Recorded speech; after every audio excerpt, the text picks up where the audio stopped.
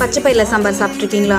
செம்ம டேஸ்டியாக இருக்குங்க. துவரம்பருப்பு சாம்பார் என்னங்க, அதையே தூக்கி சாப்பிட்ரும். இந்த பச்சை பயிறு சாம்பார் அவ்வளோ டேஸ்டியாக இருக்கும், ரொம்ப ஹெல்த்தியும் கூட. சிலர் வந்து கடைஞ்சி கொடுத்தா சாப்பிட மாட்டேன்னு சொல்லுவாங்க. இந்த மாதிரி சாம்பார் செஞ்சு கொடுத்து பாருங்கள், கண்டிப்பாக அவங்க லைக் பண்ணி சாப்பிடுவாங்க. இது எப்படி செய்கிறதுன்னு பார்க்கலாமா? அதுக்கு முன்னாடி சேனல் நீங்கள் சப்ஸ்கிரைப் பண்ணலாம், சப்ஸ்கிரைப் பண்ணிக்கோங்க. இதுக்கு எப்பயும் போல தாங்க, பச்சை பயிர் வந்துட்டு நல்லா வாஷ் பண்ணிவிட்டு 1 கப் எடுத்திருக்கேன். வாஷ் பண்ணிவிட்டு குக்கரில் ஆட் பண்ணிவிட்டு 1 தக்காளி, நல்லெண்ணெய், உப்பு,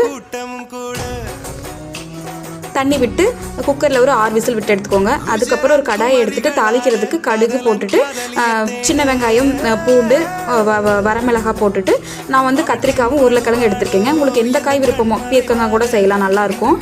எடுத்துகிட்டு அது வந்து ஆட் பண்ணிவிட்டு சாம்பார் தூள், மிளகாத்தூள், கல்லுப்பு போட்டுட்டு நல்லா வந்து காயை வந்து தண்ணி விட்டு கொதிக்க வைங்க. அதுக்கப்புறம் நம்ம வந்து கடைஞ்சி வச்சுருந்த, அதாவது மசிச்சு வச்சுருந்த பாசிப்பருப்பு வந்து இதில் ஆட் பண்ணிவிட்டு தேவையான அளவு தண்ணி ஊற்றிட்டு பெருங்காயம் வந்து கொஞ்சம் போட்டுட்டு புளித்தண்ணி வந்து ஊற்றிக்கோங்க.